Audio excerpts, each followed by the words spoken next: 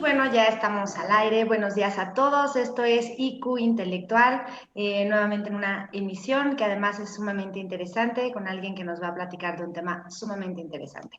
Voy a permitirme leer la currículum. Nuestro invitado del día de hoy es Esteban Santamaría. ¿Cómo estás, Esteban? Buenos días. ¿Cómo estás? Bien, muy buenos días. Qué bueno. Me voy a permitir leer la reseña curricular para que conozcamos un poco más de nuestro invitado y bueno, para que escuchen todo lo interesante que ha hecho. Él es consultor externo especializado del Banco Interamericano de Desarrollo para dirigir la investigación sobre los retos que enfrenta la propiedad intelectual en la economía creativa para América Latina y el Caribe, así como para dirigir la investigación de casos y políticas relacionadas con la economía creativa en el mundo. También es director y fundador de Think Tank, que es el Centro de Análisis para la Investigación de Innovación AC, CAINO, así como de una firma de asesoría especializada en propiedad intelectual. Es maestro en propiedad intelectual por la Universidad George Washington y es licenciado en Derecho y maestro en Derecho por la Universidad Autónoma de Puebla, graduado con la máxima distinción cum laude. Ha sido ponente en México y en el extranjero en foros como el Banco Mundial o Ministerio de Agricultura de Guatemala, y en la docencia recurrentemente es profesor de licenciatura y maestría en instituciones como la Universidad de las Américas Puebla y en el Infotec.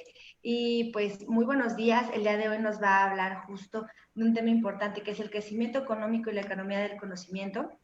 Y voy a cederle la palabra a Esteban, quien también nos va a compartir una presentación, por lo cual voy a compartirle la pantalla.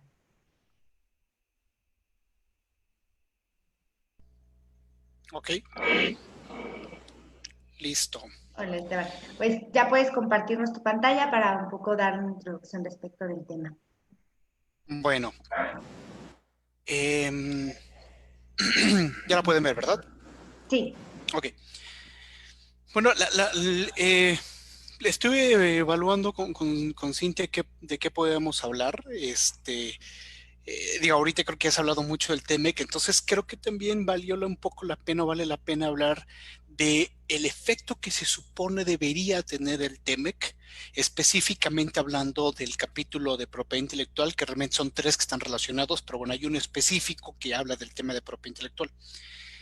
El hecho de que esté un capítulo específico de propiedad intelectual dentro del tratado tiene mucha relevancia porque quiere decir que el tema es complejo, que además tiene que tratar de manera independiente, pero además quiere decir que es un tema muy, muy, muy relevante. Hay estimaciones dependiendo de los años respecto al impacto que tiene la propiedad intelectual dentro del Producto Interno Bruto de los tres países integrantes, pero definitivamente, posiblemente para Estados Unidos es el país en el que tiene muchísimo más impacto económico, directo o indirecto, el tema de propiedad intelectual. Hay una estimación, si no me recuerdo, 2016-17, que habla de que alrededor de 1 millón de personas en Estados Unidos, al menos, dependen directa o indirectamente de la materia tan solo de propiedad intelectual. Y de ahí, bueno, podemos irnos hacia otro tipo de cifras. Hace 2 años me tocó asistir a la celebración de la patente 10 millones en la oficina de patentes de Estados Unidos. Entonces, es un tema muy importante para ellos, no de ahora. Realmente, si revisamos la historia, el juego que ha tenido la propiedad intelectual en el mundo, pero vamos a centrarnos en nuestros países, en Estados Unidos, pues es impresionante. Aquí todavía hace 100 años estamos discutiendo ni siquiera la existencia de la propiedad intelectual, cuando en Estados Unidos ya existía una guerra muy, muy, muy dura entre algunos de los inventores más importantes como Edison, Tesla y otros. Entonces, es un tema demasiado importante porque se supone que el efecto, insisto, del TEMEC, vamos a centrar la propiedad intelectual, debería tener como consecuencia un crecimiento económico. Y ahora estoy retomando este concepto de economía del conocimiento. La realidad es de que el concepto tiene en el mundo bastantes años ya. Sin embargo, en esta nueva administración el tema se ha dejado un poco de lado.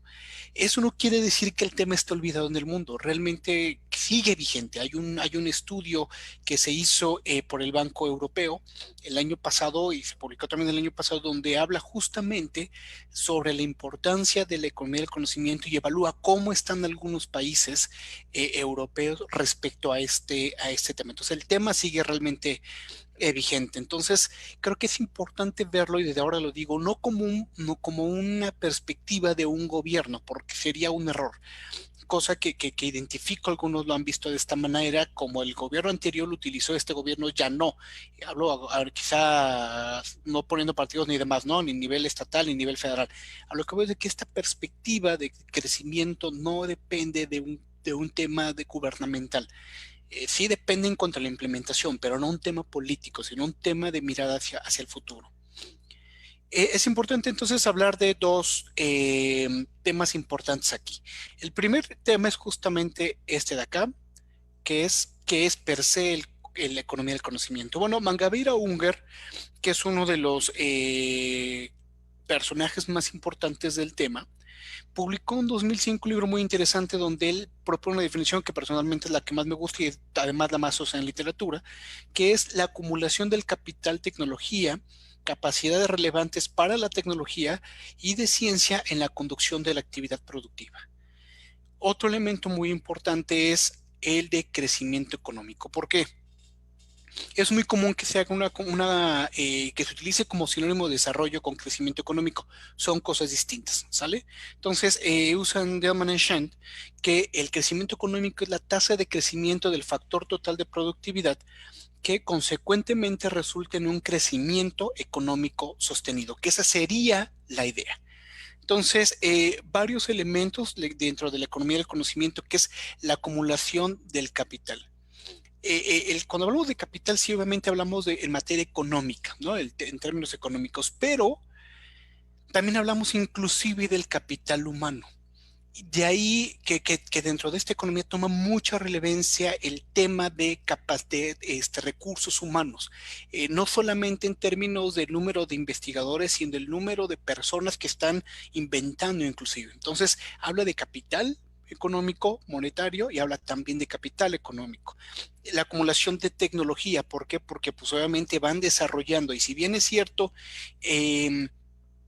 patentamos, no sé, en México y después patentamos en otros 20 países, efectivamente la tecnología tiene un impacto en otros 30 países. Sin embargo, el efecto de la tecnología desde esta perspectiva se refiere a de que más allá de que el producto, esta cosita, esté en el mercado en otros 30 países, el hecho de que aquí se haya desarrollado significa que hubo un desarrollo tecnológico hacia el interior del país por todos los elementos que fueron necesarios, tanto desde la perspectiva humana, en cuanto a los investigadores, desarrolladores y demás, hasta dentro de la perspectiva tecnológica, que entonces al nacer aquí se está quedando.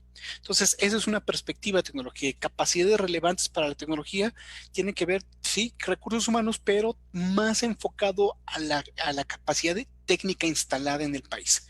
En temas de laboratorio, en temas, principalmente en temas de laboratorio, porque es lo que nos permite pensar a qué podemos llegar a inventar en un futuro. Y de ciencia en la conducción de actividad productiva. Bueno, esta parte es importante porque quiere decir que en la actividad productiva, a diferencia de un sistema muy tradicional donde solamente nos toca poner puertas, cuando la ciencia conduce la actividad productiva se refiere a que la ciencia se involucra. Y sí, si bien es cierto que hay alguien o hay ya hoy una máquina que pega las piezas, el hecho de que la ciencia conduzca esto es que detrás de esto hay una actividad de investigación. Entonces, básicamente a eso se refiere todo este tema de la economía del conocimiento. Entonces, este mismo autor dice que la economía del conocimiento tendría al menos 3 efectos en un país.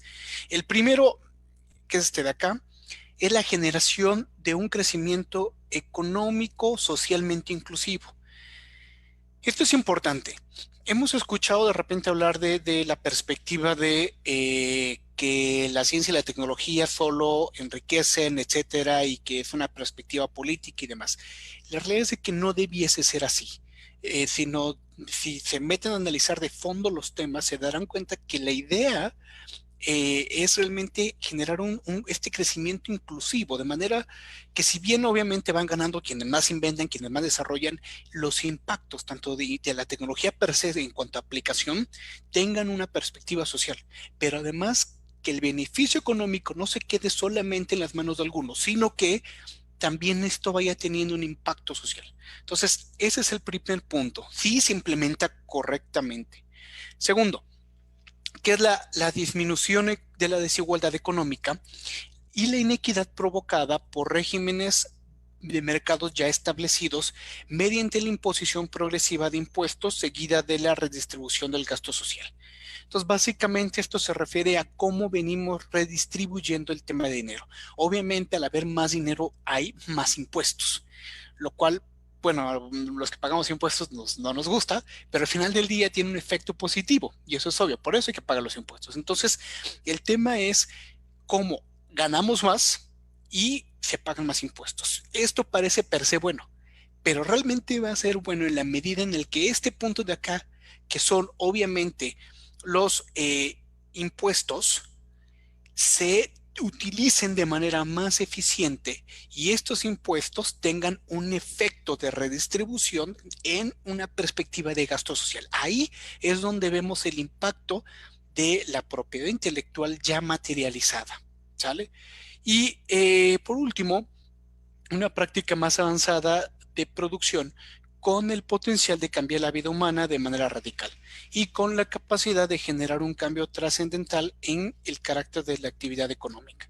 Entonces, básicamente estamos hablando aquí de innovación y este potencial natural en la innovación de provocar un cambio radical o sustancial como lo hemos visto. Sin meternos en el detalle de lo que significa per se la innovación, que puede llegar a ser un tema bastante subjetivo, pero bueno, no es parte de. A lo que voy, aquí lo dice, por eso no menciona la palabra per se innovación, habla de el cambio en la vida humana de manera radical o un cambio trascendental en la productividad económica, que es también es un poco subjetivo, pero pues básicamente es el cambio en una manera de producir que, pongámoslo así, nos permite hacer algo de manera muchísimo más eficiente. Entonces, estos son los tres puntos que tendría la economía del conocimiento. Ahora, eh, para hablar de la economía del conocimiento, tenemos que hablar obviamente de cómo se mide y cómo se evalúa la economía del conocimiento. Hay al menos tres metodologías en la literatura utilizadas, pero normalmente la más utilizada es esta metodología del Banco Mundial. Ya es esta versión bastante vieja, tan vieja que aquí todavía, por ejemplo, pone teléfonos. Yo sé que en mi casa hay un teléfono, no sé el día de hoy qué número de teléfono es el teléfono de mi casa, porque nadie me habla en mi casa. O sea, no sé si tiene meses que el teléfono en mi casa no suena, nadie me habla. Entonces, pero más allá de eso y que se ha ido actualizando, son los elementos. Entonces, básicamente esto lo que permite evaluar esta metodología, porque si no nos quedamos en el mundo hipotético, es uno, qué elementos necesitamos atender en términos de política pública, pero además qué elementos tendríamos que evaluar para medir el impacto, lo cual es fundamental. Desafortunadamente a veces en América Latina, Caribe y en México implementamos y entonces estamos muy preocupados desde el punto de vista político en el tema de desarrollar nuevas políticas públicas y escuchamos más políticas, sí, pero el problema es no per se la política, sino es la evaluación. Si no hay una evaluación, entonces no sabemos qué hicimos mal o si vamos muy bien y qué hay que mejorar. Entonces, de ahí que es muy importante esta metodología. Esta metodología se divide en cuatro pilares generales y el pilar que es importante para que lo vean es que el sistema de innovación no solamente es innovar, sino es un tema de innovación eficiente. Sí maneja de manera expresa el tema de propiedad intelectual, el pago de regalías, por ejemplo, y el tema de patentes otorgadas por cada millón de personas.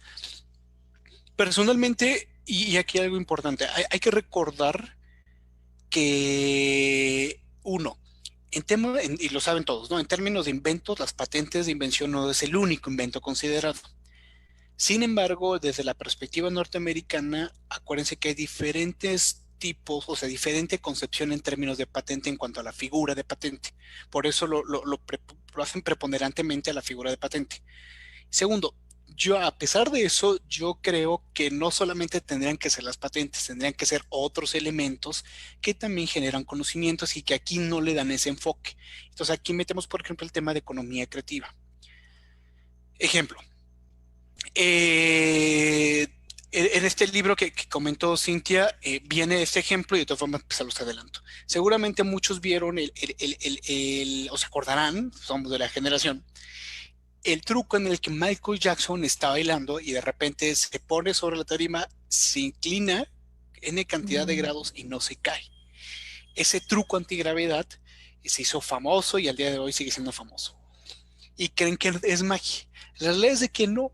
Detrás de ese truco hay una patente en la que Michael Jackson figura como inventor junto con otras dos personas. Entonces, ahí es un ejemplo de cómo se mezcla el tema de invenciones y economía creativa con la figura de economía del conocimiento con economía creativa.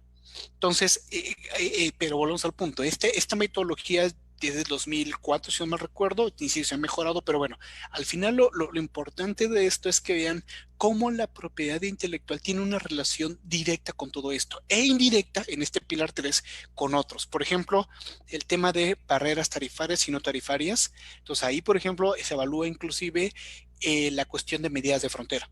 ¿Qué tan eficiente tú reaccionas en temas de medida de frontera cuando hablamos de propiedad intelectual, ¿no? Por ejemplo, el tema de calidad regulatoria. Por supuesto que también eso fue un tema de los delicadísimos del tema del TEMEC, que por eso en materia de patente se consideró con mucho detalle en la parte de biotecnología y en la parte de farmacéutica, por la parte de calidad regulatoria. Y el tema de Estado de Derecho. Como saben, un Estado de Derecho débil se considera cuando hay una violación sustancial en materia de propiedad intelectual. Entonces, el Estado de Derecho también se relaciona más indirectamente con el tema de propiedad intelectual. ¿Por qué indirectamente? Porque la API es uno de los elementos de otros que entran dentro del Estado de Derecho. Pero bueno, a grandes rasgos, esto sería. Ahora, la economía del conocimiento representa un cambio radical en el sistema institucional e ideológico del siglo XX. Ahora, ¿por qué? Porque esta perspectiva tradicional, finales del siglo XIX, XX, pues era la revolución industrial, ¿no? Básicamente obrero, pega puerta, recibe salario, se va a su casa. Hoy ya no es esa la perspectiva, o no debiese ser esa perspectiva, aunque seguimos dependiendo de esa perspectiva, ¿no? Entonces, el éxito de la economía básicamente va a depender de cambios estructurales en al menos 4 áreas, que son estas 4 que están acá: educación, cultura, política e innovación. Y sobre esos puntos voy a abordarlos desde la perspectiva de propiedad intelectual. Bueno, el tema de la cultura es un ejemplo. Mejoraría específicamente dentro de la cultura de la confianza, mejoraría la confianza y la cooperación, que los dos son claves tanto para generar innovaciones como para implementarlas. Ejemplo, dentro de las habilidades para innovar que más se buscan en México y menos se encuentran en el país, 2, por ejemplo, es el trabajo en equipo, que curiosamente esta es la número 1. ¿Qué quiere decir? Que es la que más buscan quienes intentan innovar, las empresas en México, pero es la que menos se encuentran. Entonces ahí viene esta historia del alacrán, ¿no? No es el alacrán, es el cangrejo, perdón, ya estoy confundiendo historias. Del cangrejo en el que pues avanzas tú y te jalo yo y etcétera. Entonces, vamos para atrás. Y vamos para atrás. Entonces, este tema cultural es un tema fundamental en esta parte de la confianza. Y yo sé que no es habilidad, pero esta sugerencia me la dio cuando hicimos este proyecto para British Council, el CEO de General Electric. Y entonces me dijo, oye, métele a la honestidad. Y pues dije, eso no es mi si yo sé, pero uno de los motivos por los cuales muchas empresas deciden no invertir en investigación y desarrollo en México no es por la falta de capacidad, ni de creatividad, ni de inteligencia del mexicano. Es preponderantemente por el tema de honestidad. ¿Por qué? Porque hubo casos hace años en el que el mexicano, promedio, pues, mucho trabajador con su licenciatura, su maestría y su doctorado, inventaban X y trataban de ofrecérsela a la compañía de enfrente. Entonces, cuando ellos empezaron a identificar eso, que pasa en otros lugares del mundo, sí, ¿cuál es la diferencia? Que el sistema jurídico mexicano no permitía herramientas eficientes para hacer valer la violación, en este caso principalmente a un secreto industrial. Entonces, esa complejidad en México de hacer valer el derecho, o el derecho de propiedad intelectual, los hizo pensar, me dice, ¿sabes qué? Me gasto millones de pesos, al final gano, y si gano, luego es precisamente la sentencia que esperaba, ¿sabes qué? Más sencillo, ya no se hace investigación y desarrollo en México, nos vamos a otro país, tan tan. Entonces, ahí es donde vemos el efecto de la falta de honestidad dentro de las actividades de investigación, desarrollo, diagonal, propiedad intelectual. Entonces, es curioso cómo podemos, este es el 2, perdón por mis números, cómo podemos relacionar entonces esto que parece aislado con una realidad. ¿Cuántas veces hemos escuchado a lo mejor en la práctica que tienen miedo del socio porque pues el socio no me vaya a chamaquear? Entonces es una perspectiva bien interesante. Y bueno, la carencia, en resultado, lo que nos identificó este estudio es que hay una carencia de cooperación y hay una carencia de confianza. Y esos dos elementos efectivamente son fundamentales cuando hablamos de actividades de investigación y desarrollo, innovación y la implementación de la innovación. Y entonces, pues, como conclusión, efectivamente es una muestra de que confianza es igual a colaboración, que la colaboración además aumenta las probabilidades de éxito y por lo tanto las probabilidades de innovar. Otro punto, debe haber una cultura además de colaboración, que volvemos al punto, este tema de tú vas y yo te jalo, ¿no? Entonces este tema de brillo yo, no brillas tú, eso es terrible porque al final eso es parte de lo que nos tiene atorados. Si no, y alguna vez platicando en una reunión en Ginebra, me decía X persona de X país que trabaja dentro de la organización, dentro de la OMP, y me dice, es que yo no entiendo por qué si ustedes tienen el tratado con Estados Unidos, México no despunta en términos de propiedad intelectual. Y yo le dije, creo que el problema está justamente en esta cultura de colaboración. Entonces, esto es un punto. Y el último es que debe haber una cultura también de respeto a lo creado. Entonces, ahí hablamos de la cultura también en otro sentido. Entonces, si hay un cambio en la cultura, también hay un cambio en la cultura, sí, de colaboración, pero también en la cultura de respeto. Respeto por el otro y también respeto en lo que creamos entre todos. Siguiente punto es la parte de la educación. Entonces, esto es un mito, ¿no? Que la capacidad de imaginar está en el posgrado. Y entonces hay que estudiar más porque entonces si estudias más tienes más probabilidades de ser un buen inventor. Creo que es falso. Porque si eso fuera cierto, estadísticamente tendríamos muy pocas invenciones y dos, tendríamos muy pocos años inventando. Si revisan obviamente las historias de Edison, de Tesla, el mismo Camarena, pues no van a ver ahí un currículum que diga graduado de la universidad tal y hizo su tesis o sea, no, eso no lo van a ver. Entonces, esta idea de que el posgrado genera más innovación también no necesariamente real. Entonces, ¿por qué? Porque depende de esta capacidad de imaginar. Y la capacidad de imaginar, al contrario, en el posgrado, en mi experiencia, normalmente te la atan, ¿no? Porque es más cuadrado, inclusive la tesis, a ver, paso 1, 2, 3, 4, ¿no?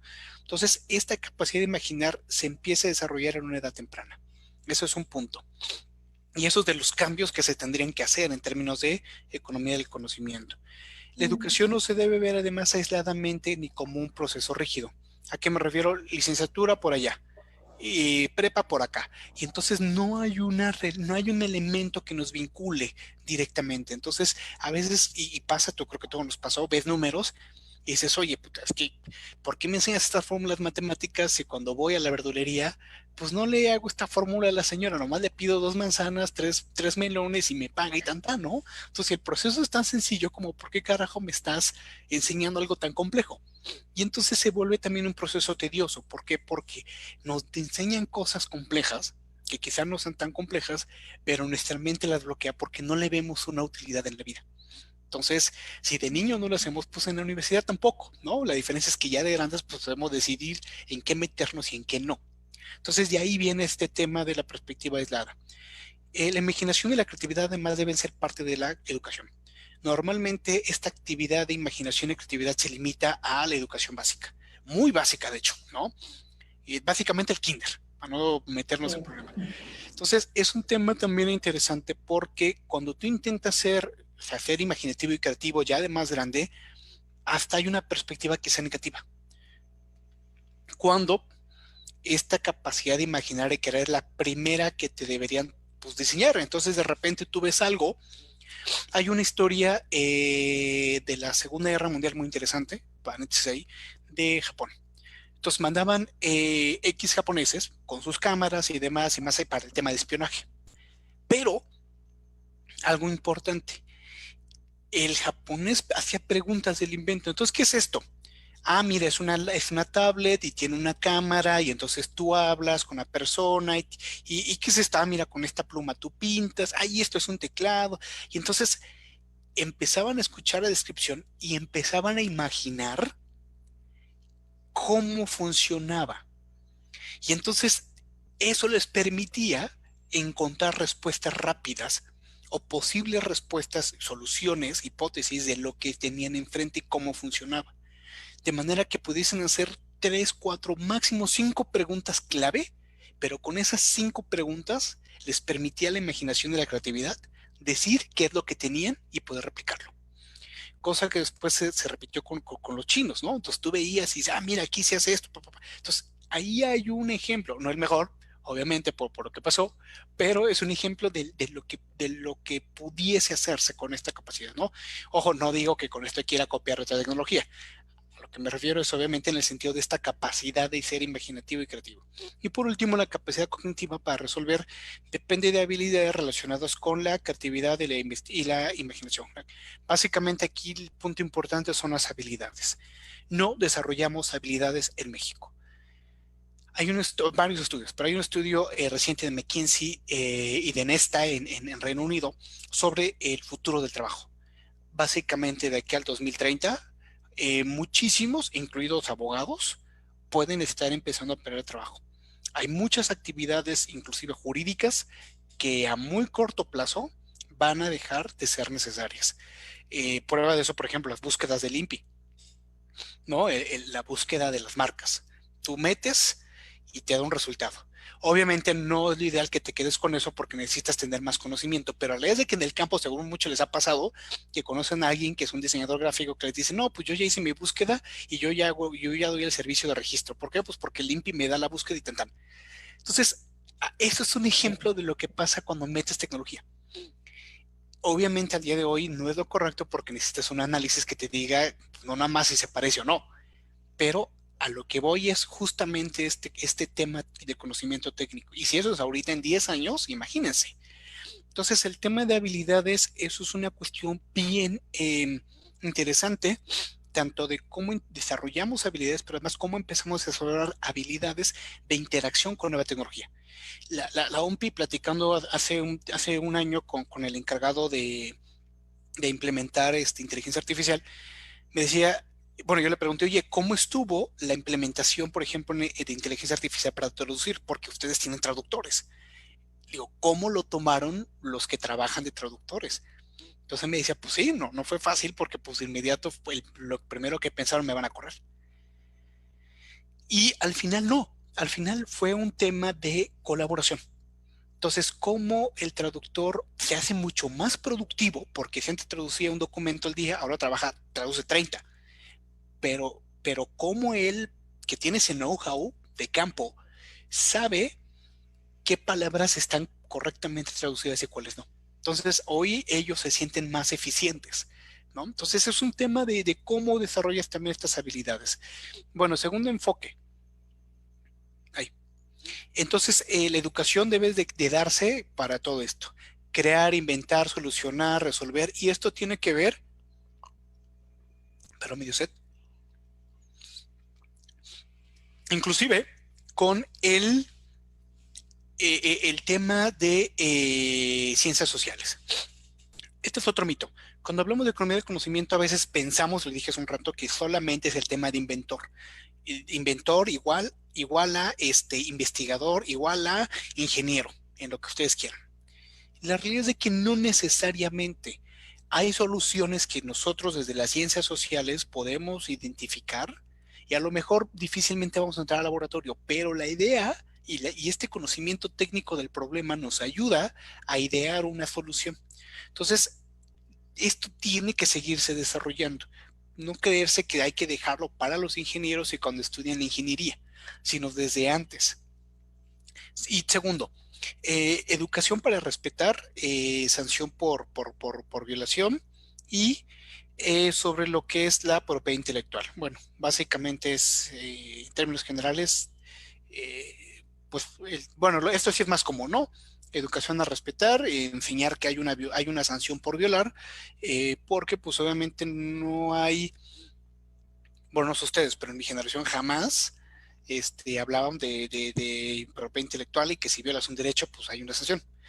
Pero, por ejemplo, Reino Unido hizo toda una política pública y otros países, pero Reino Unido es algo muy interesante donde dentro de su currícula integró justamente clases donde se habla del respeto a los derechos de propiedad intelectual. Entonces, ahí es cuando haces una política pública y dejas de ser simplemente una oficina gestora de propiedad intelectual, sino realmente ya tienes un impacto. Otra perspectiva es la política. Eh, Aquí hay dos perspectivas de la propiedad intelectual dentro de la economía del conocimiento. La primera es que hay una nueva idea del concepto de propiedad. Y esto es importante. No el clásico sino de... ¿A qué voy? Esta idea de propiedad tiene mucho que ver con la idea de colaboración. Hay varios autores de hace varios años que tachan de negativa la propiedad intelectual porque creen que la propiedad intelectual lo que provoca es que no haya colaboración, porque es mío. Y entonces, al ser solo mío, para tú poderlo utilizar, pues me tienes que pedir permiso. Y esa perspectiva no es nueva, realmente tiene más de 100 años. Por eso en los tratados están las excepciones, ¿no? En temas, en qué momentos puedes llegar a utilizar sin necesidad de pedir un permiso. Sin embargo, sigue y persiste esta percepción de no utilices tal cosa porque puede haber una coerción. Pero además tiene que ver también desde la perspectiva de colaboración, lo decía al principio, es el segundo punto. ¿A qué me refiero? En el que si Cintia inventa algo o genera algo, podamos, digamos, pueda yo modificar eso que ella haya creado, lo que sea que haya creado, sin que el temor a que ella me vaya a demandar, obviamente con un permiso, pero decir, bueno, vamos a crear algo nuevo. Entonces, este tema de propiedad sí es mío, pero te lo presto, mueve la plastilina y deshaz mi muñequito que hice, bueno, pues ahora vamos a hacer otro muñequito. Entonces, esta flexibilidad es a lo que se refiere en esta perspectiva, ¿no? Que dejar de verlo como coerción y no, toca mi plastilina y en ese momento te vas al bote. Si no, tócala, respétala, avísame y vamos a crear algo nuevo. Y el segundo es un concepto de propiedad intelectual más flexible. Esto nos está orillando a que sea más flexible pues, por el desarrollo tecnológico. Hoy estamos en el, bueno, no, pero más o menos está el debate de la inteligencia artificial, cómo se protege, bla, bla, bla. Eh, Todavía no está 100% claro, pero al final necesitamos mayor flexibilidad en las figuras. Y bueno, en el enfoque entonces tiene que ver con que el Estado de Derecho robusto da igual a un respeto y protección a los derechos de propiedad intelectual. Obviamente aquí es ya cuando el Estado tiene una injerencia. El ejemplo anterior que di es hablando desde la perspectiva de autorregulación. Aquí es pues ya cuando tú violas, entonces allí el Estado entra.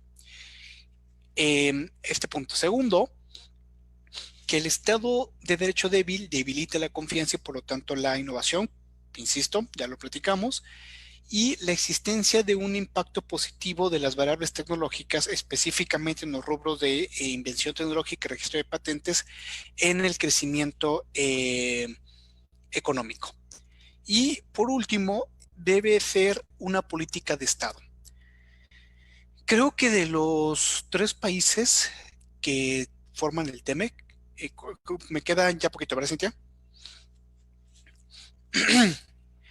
Todavía Eh, falta bastante tiempo, no te ah, preocupes.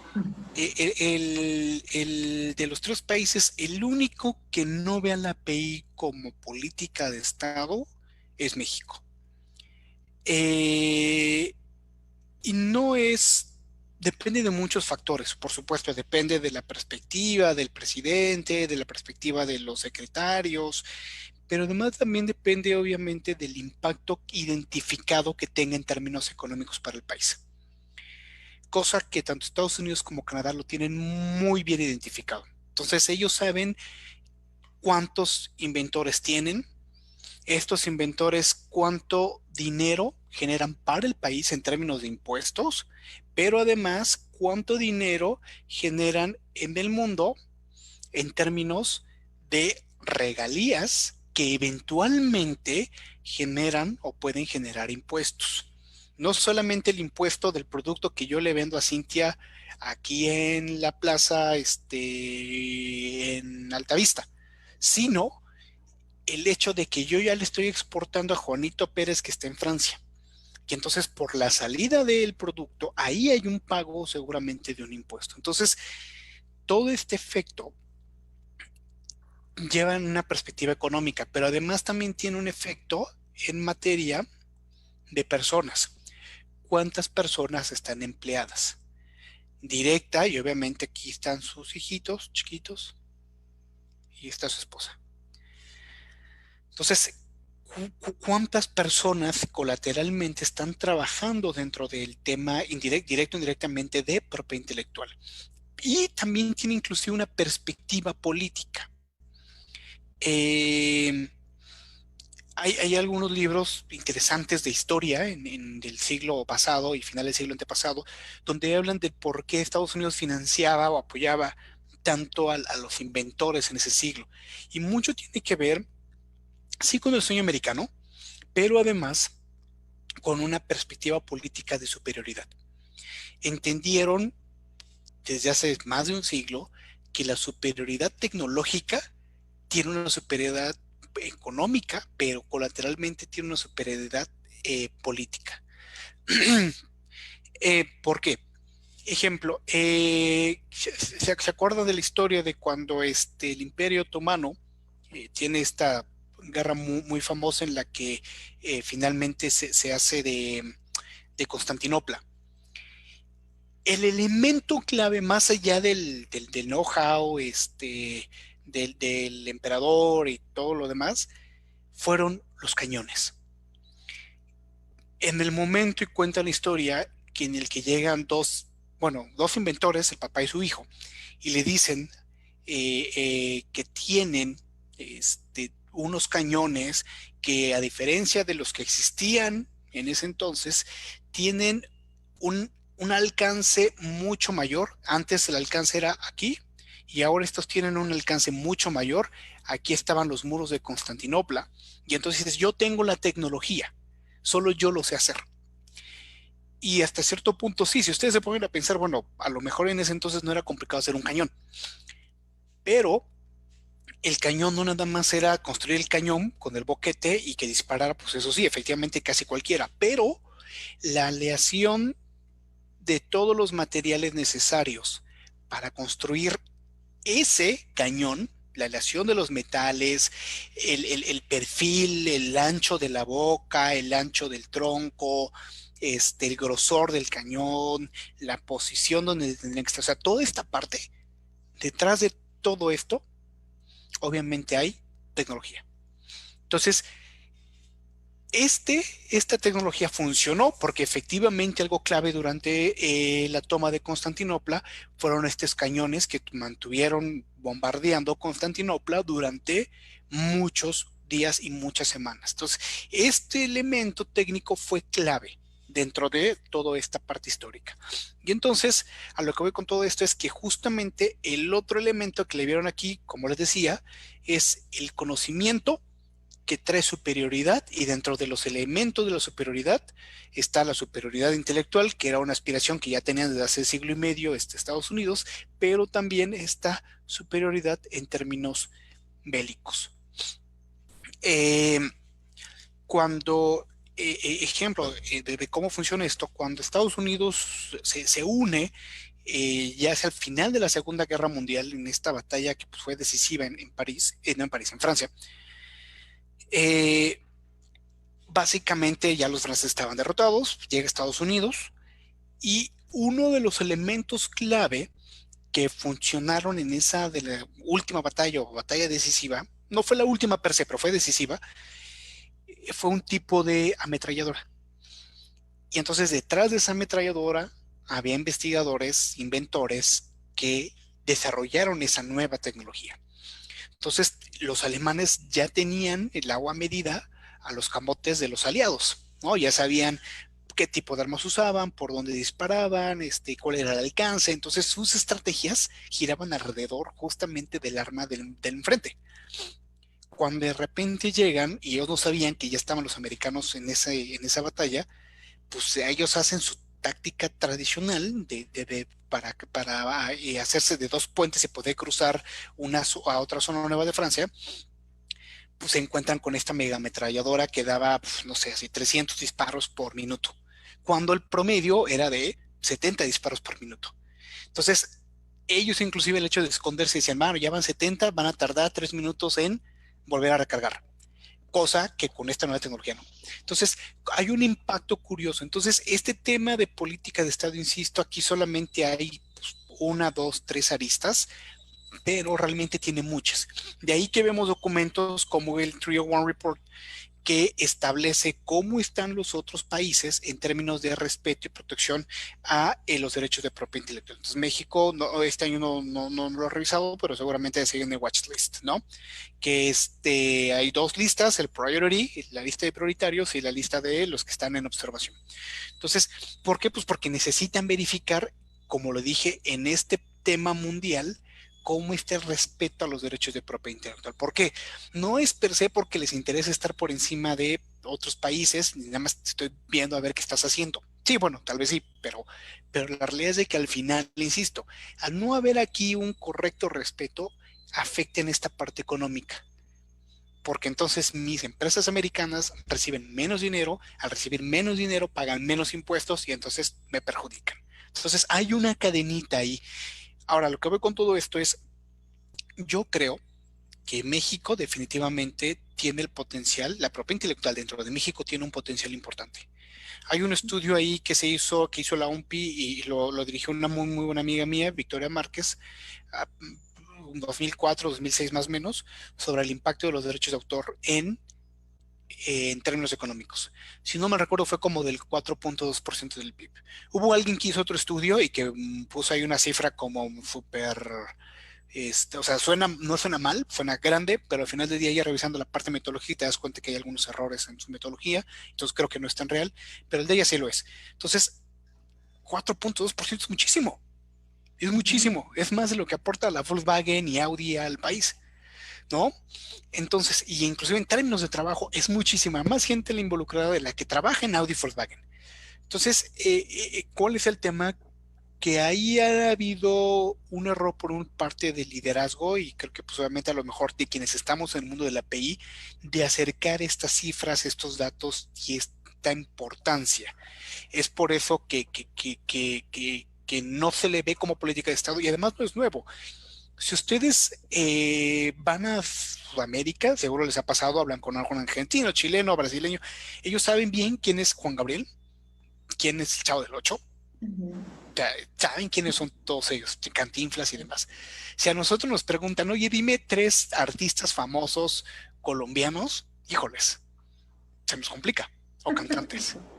Bueno, hoy quizá en los últimos 10, 15, 20 años ya no, porque Colombia ha hecho un trabajo bien interesante en ese sector, pero vamos a ver los otros países y no los tenemos presentes. ¿Qué quiere decir? Que el impacto que tuvo la economía relacionada con propiedad intelectual durante los últimos 70 años en la región de América Latina y el Caribe ha sido muy importante. Entonces, sí hay un impacto tangible, solo que quizá no lo hemos puesto en número y no lo hemos puesto en las manos de quien tendría que haberlo recibido. Y el último punto tiene que ver con las innovaciones instituciones. Básicamente las instituciones deben de actualizarse, tanto en lo administrativo, en lo legal, pero también en los recursos humanos, o sea, el tema de profesionalización. Debe haber una flexibilidad además en las instituciones para cambiar. Yo sé que aquí hay dos problemas. Uno, pues per se el recurso humano no quiere cambiar, ¿no? Porque pues implica un cambio per se y ya me acostumbré a usar este sistema, ya me lo van a cambiar, y ya no quiero trabajar porque ya me lo van a cambiar. Esto es un problema interno. Y el otro problema es la parte institucional desde la perspectiva, digamos, administrativo, institucional, diagonal, legal. ¿Cuántos reglamentos y demás tienes que cambiar para poder hacer un cambio en la institución? Entonces, para nosotros puede ser fácil, pues ahora agrégale el nuevo sistema de inteligencia artificial al INPI.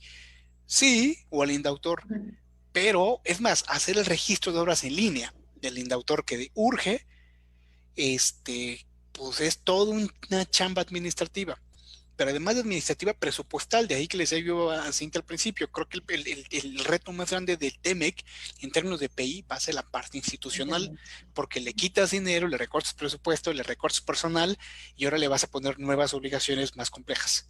Entonces, debe haber una flexibilidad, ¿no? Y por último, check, el de integrar, perdón, quedó choco, innovaciones.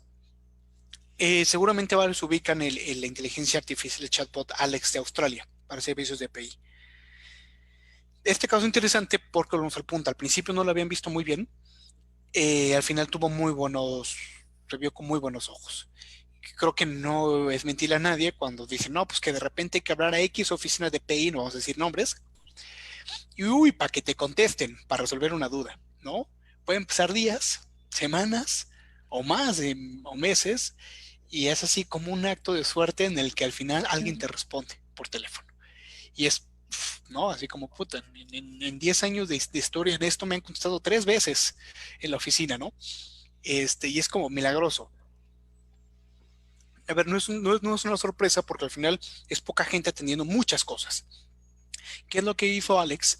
Básicamente fue un chatbot de inteligencia artificial que le dieron las respuestas básicas, como por ejemplo las tiene el INDAUTOR de estas consultas, y pues llega alguien y le hace una pequeña consulta a Alex. Y Alex ya tiene una respuesta, o al menos busca una respuesta relacionada, este chatbot de inteligencia artificial. Entonces, ¿qué hace? Pues ya no tengo que estar hablando por teléfono y saturando y enojándome. Ya tiene esta función. Entonces, no vino a quitar el trabajo a alguien, sino vino a ayudar a los que están súper saturados de trabajo. Y sí, si no me recuerdo, leí los datos, creo que se redujeron como un 30-40% el número de llamadas ya al personal. Ese 30-40% se quedaba en manos de Alex, ¿no? Este otro porcentaje. Entonces, viene este cambio. Y bueno, el último enfoque de propiedad intelectual tiene que ver con la PEI en el gobierno. Y esto básicamente dos perspectivas. La primera perspectiva es desde la perspectiva del respeto al derecho de propiedad intelectual. No es secreto tampoco que ha habido muchas violaciones por parte del propio gobierno a derechos de PEI, ¿no? El uso de software que tendrían que haber pagado y no se pagó, etcétera. Entonces, desde ese lado está el tema de la PEI del gobierno, pero además de cómo tú implementas la API dentro del gobierno. Ejemplo que vimos de Alex, ¿no? Un tipo de inteligencia artificial, pero hay otro tipo de innovaciones, hay otro tipo de cosas que hay en el mundo gubernamental, y esta sería la segunda perspectiva, y cómo las puede el gobierno aprovechar para sus finalidades, ¿no? Yo al día de hoy no he escuchado, y mira que lo he platicado, con gente que trabaja en X, por ejemplo, tengo mucha relación con gente de agricultura, de la Secretaría, hace años, y les preguntaba, oiga, pero hay inventos aquí de mexicanos que resuelven tales o cuales problemas, ¿por qué no los utilizan? No, total que al final nunca los utilizaron. Entonces, ahí es también cuando tiene mucho que ver el tema de una perspectiva distinta de este punto uno. Segundo, adecuación a los cambios de la propiedad intelectual. Y un ejemplo de ellos, por ejemplo, es el tema de patentabilidad, y este caso se acordarán, el Diamond contra Chakraborty, que es el tema de todo lo que está bajo el sol es patentable, ¿no? Que este tema de si se puede o no se puede patentar la vida o la vida biológicamente hablando, ¿no?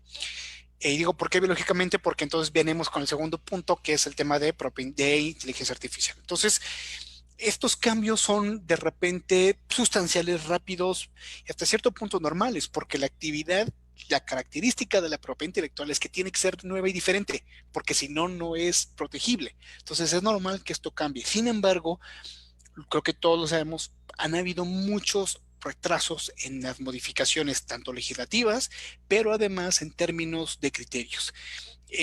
Hay países que están atendiendo mejor esto y no necesariamente han cambiado la ley, lo que han cambiado son los criterios.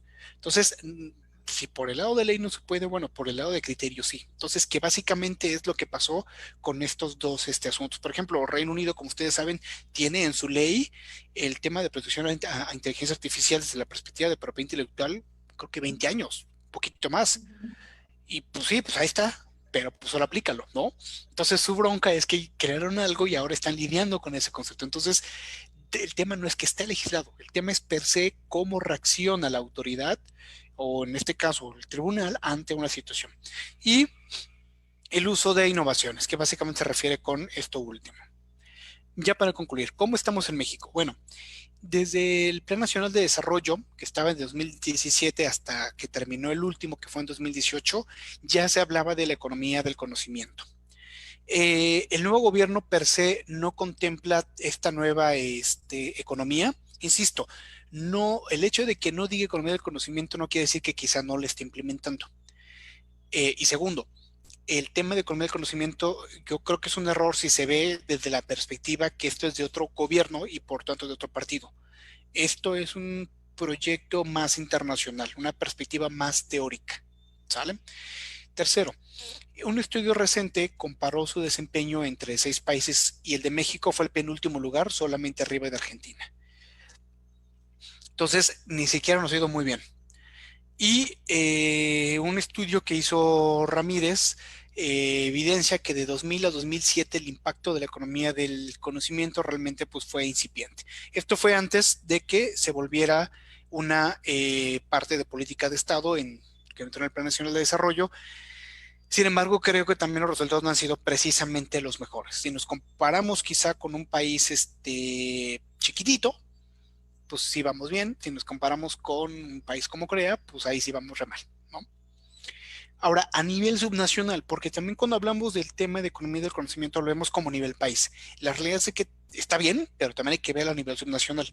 Uno, muy pocos estados tienen políticas reales en materia de economía del conocimiento, dígase del conocimiento o ciencia, tecnología, innovación o economía creativa. Muy, muy pocos países tú puedes decirles enséñame, porque yo lo he hecho con solicitudes de información, mándame tu política pública y responden cosas muy chistosas y tristes. La brecha de propiedad intelectual entre los estados persiste y además se mantiene. Este también es un temazo. Siguen viendo aquí en la gráfica la CDMX, perdón, M, y por aquí, y de repente aquí se ven el resto de los estados. Aquí está la tabla. Entonces, esto sí es un tema porque además de que estamos resolviendo a nivel nacional poco el problema, a nivel subnacional todavía es más grave la situación. Entonces, aquí insisto, está la CDMX y de repente por aquí ves a Nuevo León, por aquí ves a Jalisco, de repente ves a Querétaro, Puebla y pum, el resto del país. Y esto sí es un tema, porque entonces no hay un crecimiento económico y relacionado con propiedad intelectual en todo el país. Eso es más que evidente.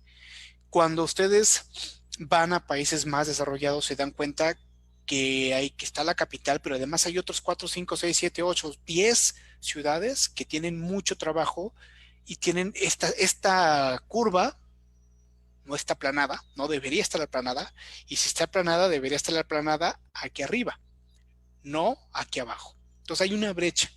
Pocos programas están bien diseñados y bien implementados. Lo que les decía, puedes diseñar la magia, pero si está mal implementado, pues de nada te sirvió un buen diseño, ¿no?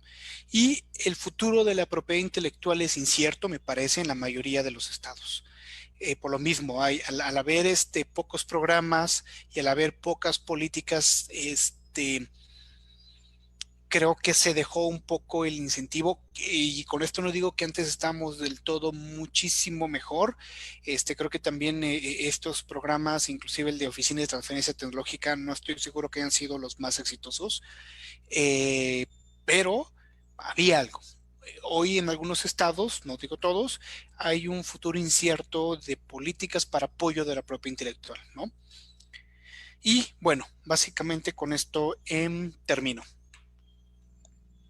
Pues muchísimas gracias. La verdad es que ha sido una presentación bastante clara y además sumamente interesante. Creo que todos habíamos escuchado un poco de que la propiedad intelectual realmente es lo que impulsa el desarrollo económico y creo que con esto nos queda mucho más claro, ¿no? Ya con las gráficas como tal de cuáles son los pilares que nos van a permitir el poderlo medir.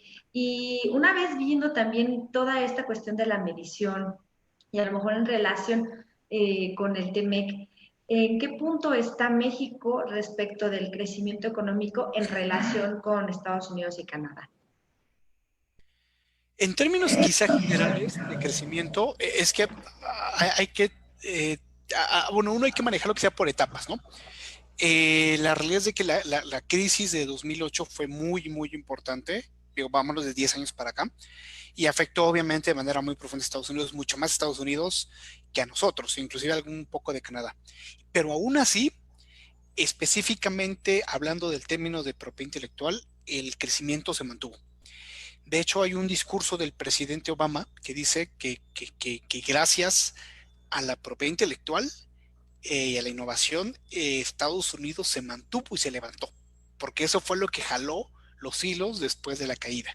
Entonces, en términos de comparación, han sido mejor. Cuando digo mejor, tampoco sustancialmente mejor comparándonos con China, que estuvo creciendo a un ritmo entre el 5.5 y 6.2 más o menos por ciento anual. Estados Unidos y Canadá no crecen a ese ritmo, estaban alrededor del 2.9, 3.5 en promedio en estos 10 años, ¿no? México por ahí anduvo también, por ahí anduvo, pero pues al final del día aquí el tema más quizá yo lo vería por el tema del crecimiento en su todo. ¿Cuáles son los elementos que te aportan ese crecimiento? ¿Cuáles son tus motores? Entonces, en esos motores es donde pues la PI juega un papel fundamental. A mí me tocó estar viviendo en Washington cuando fue por el tema económico la clausura de algunas oficinas, no clausura, el cierre temporal de algunas oficinas porque no tenían para pagarles en 2013.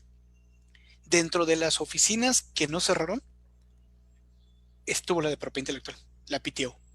Cerraron hospitales, por ejemplo, si tú ibas a una consulta de normal de que te tocaba, pues te la cancelaban, cuando tú creerías que pues eso es fundamental, y sí lo es, pero pues cancelaron, ¿no? A lo mejor algo urgente sí, pues atendían, pero algo no tan urgente no. Y sin embargo, la oficina de PI siguió funcionando.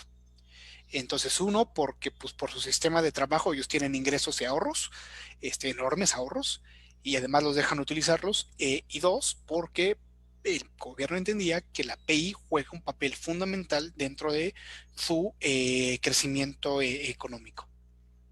Así es.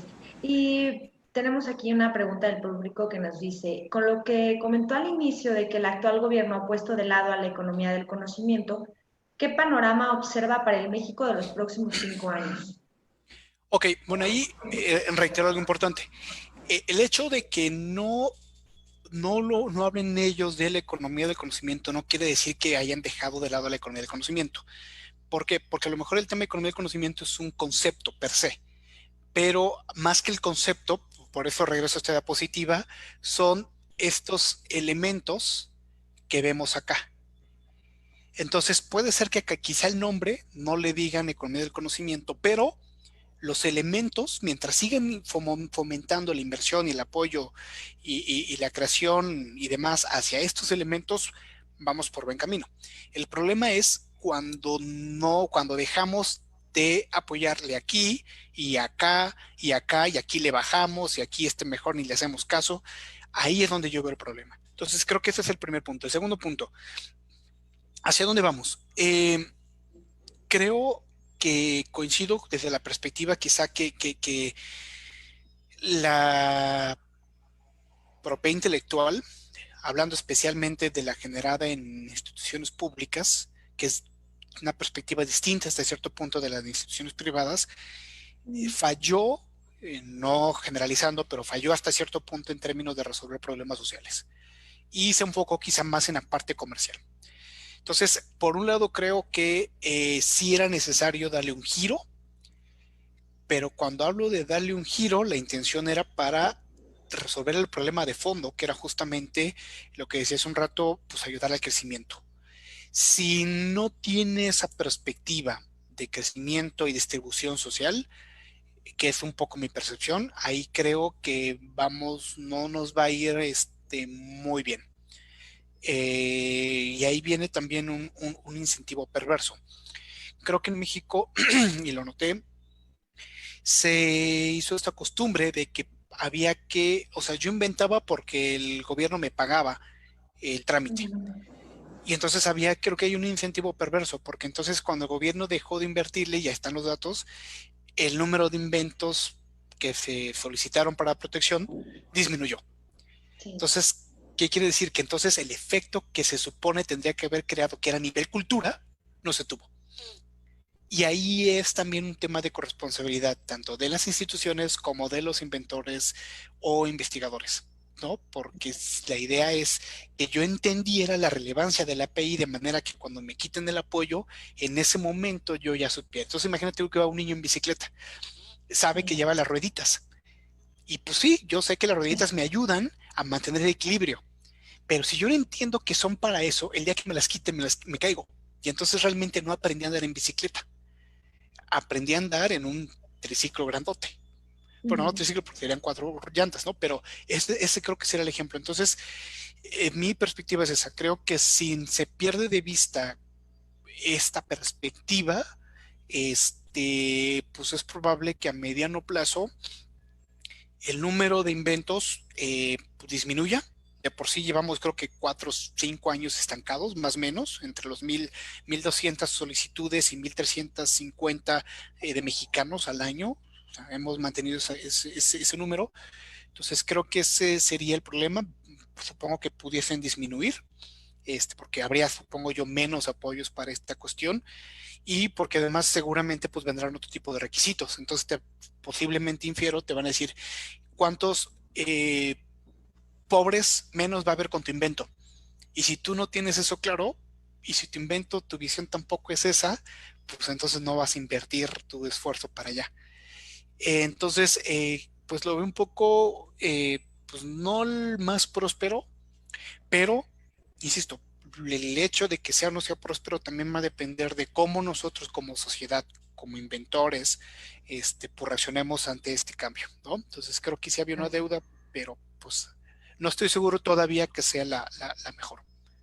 Claro, y es que en realidad yo creo que de todos los conceptos que hemos manejado, digo, México tiene, en cuestión de invención, bueno, tenemos muchísimas personas y creo que todos tenemos esa capacidad imaginativa y todos podríamos crear lo que nosotros quisiéramos, pero es justo el tener confianza en estas instituciones, el saber que a lo mejor el INPI maneja personal capacitado, que además pues puede asesorar, puede apoyar para que se realice la protección, pero no solamente son esas instituciones, también hablamos de las instituciones como la UNAM, que a lo mejor tiene muchísimas invenciones al año, pero muy pocas son las que patentan, ¿no? Entonces, creo que es el que todas las instituciones estén impulsando la innovación para que la gente pueda seguirla desarrollando y podamos también impulsar.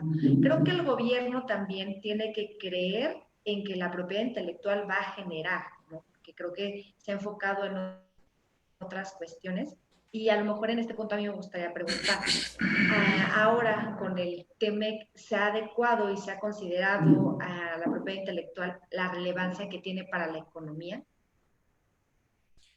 Yo creo que, y ahí vale la pena recordar qué pasó con el Telecán. Las instituciones que hoy conocemos, INPI, SNICS e Indautor, si te das cuenta cuántos años tienen de fundadas, Ujú. coincide con la temporalidad del Telecán. Entonces, y lo que comentaba un poco al principio, creo que se le dio, pero no precisamente porque a lo mejor México dijo, oigan, hay que poner forzosamente el capítulo de PI. Creo que se ha ido mejorando el conocimiento y se ha ido identificando el potencial de la API para México.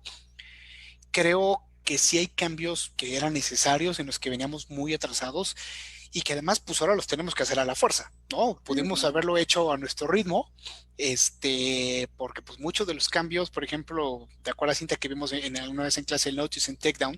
Pues eso no tiene un año ni dos, o sea, Sí. este tema del Notice and Takedown tiene N cantidad de tiempo. Entonces, creo que sí se le da mucha importancia, por eso está ahí un capítulo específico, por eso toca otros tres capítulos, dos capítulos el tema de PI, pero no percibo que haya sido esta relevancia desde la perspectiva, desde el impulso del lado de México, hablando actualmente, no ahorita. Eh, pero al final lo importante, yo creo que más allá de si fue este gobierno o el otro el que lo puso, yo creo que lo importante es que esté considerándose dentro de. Ahora, el impacto en términos, hay que tenerlo eso claro, dentro del TEMEC, el impacto es muy, muy específico, que es en materia comercial. Estados Unidos, lo que puso el ejemplo hace un rato, le da una perspectiva, sí, de materia comercial, pero también le da una perspectiva de desarrollo y crecimiento económico. Entonces, ahí es donde cada país va a definir y a determinar si le da también esa perspectiva. Entonces, le Ah, podemos dar la protección y cumplimos con los actos regulados, con los temas regulatorios y ampliamos la protección y bla, bla, bla, y damos el servicio en línea. Está bien, ok, está bien. Eso va a ayudar al que tenga cosas que proteger. Si nosotros no tenemos más inventos, no tenemos más cosas que proteger, pues nos va a terminar dando un poco igual, porque pues, no ujú. lo necesitamos. No La hay verdad es que nada. para nuestras 1350 patentes tampoco necesitamos hacer un cambio radical en el límite, ¿no? Sí. La verdad es que no lo necesitábamos. Entonces, ¿quiénes están aprovechando?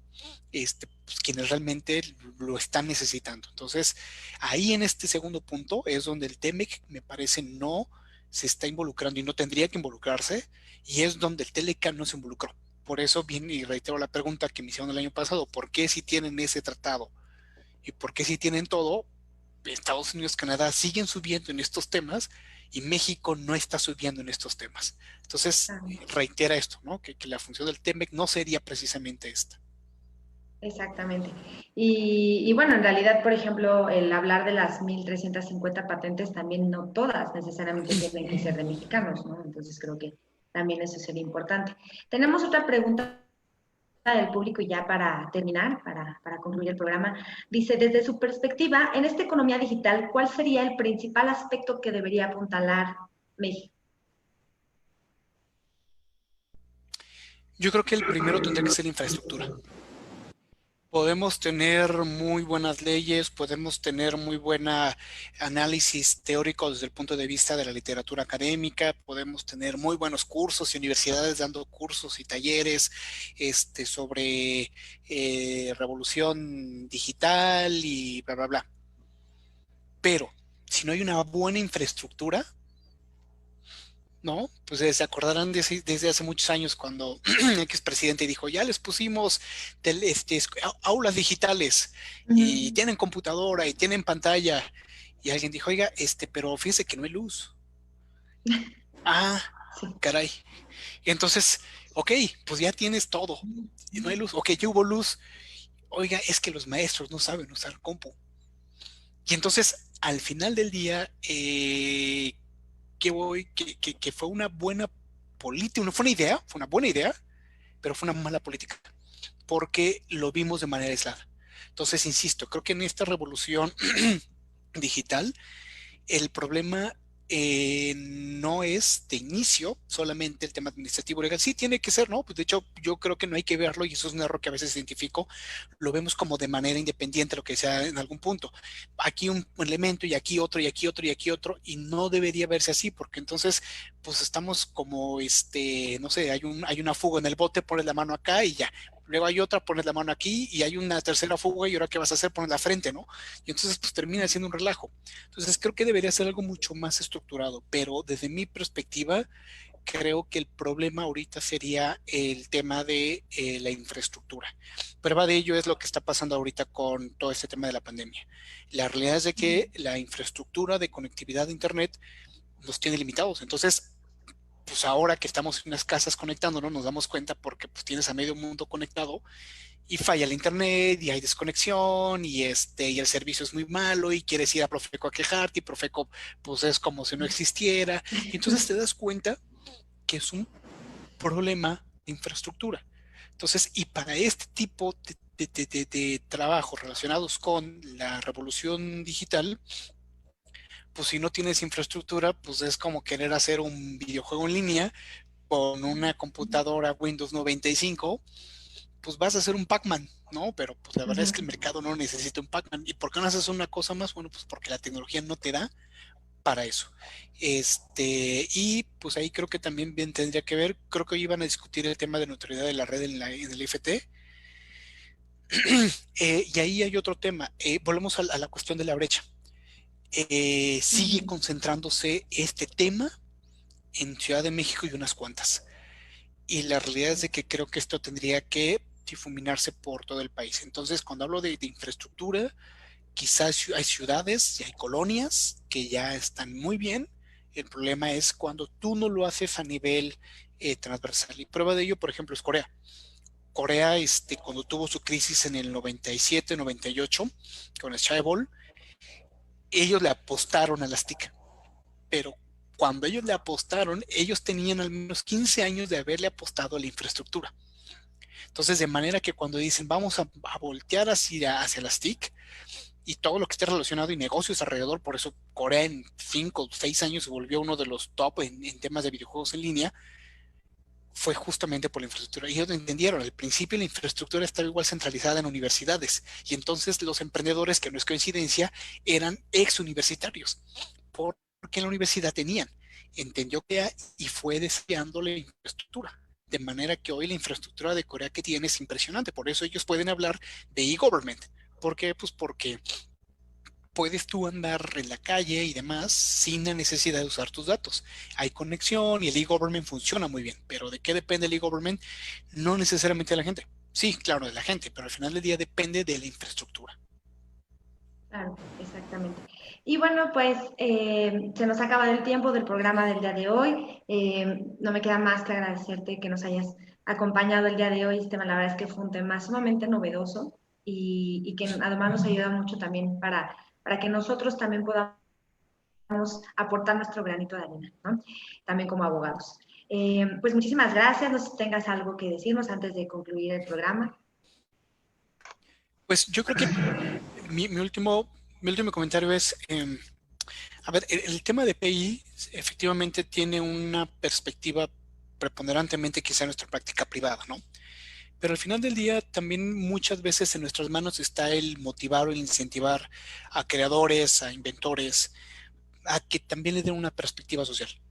Entonces, por eso y por ese tipo de cosas difícilmente el cliente va a pagar, pero a veces, insisto, si nosotros apoyamos también esta otra perspectiva, definitivamente creo que la relevancia que va a tener la propiedad intelectual, no solamente en materia económica, sino también como una herramienta de crecimiento económico y de apoyo social, va a ser importante. Entonces, pues yo sugiero eso, cada vez que se pueda, cuéntenle al cliente o al amigo que su problema, su creación, digas, susceptible de protegerse bajo el SNICS, el INPE, el INDOCTOR, puede tener un impacto también social. Entonces, no solamente de la perspectiva económica. Creo que eso eventualmente quizá no va a aumentar de manera sustancial el número de patentes, pero sí el impacto de manera colateral. Y ahí es donde creo que hace falta, por eso no se le ve a la EPI como una herramienta de crecimiento, porque solamente muchos lo ven en gobierno como que es un tema de ricos, y sabemos nosotros que no es así. Y pues es todo. Pues muchas gracias a todos los que nos estuvieron compartiendo sus preguntas y bueno, no me queda más que agradecerle a Esteban nuevamente y nos veremos el próximo martes en una nueva edición de ICO Intelectual. Hasta luego, Esteban. Que estés bien, bye bye.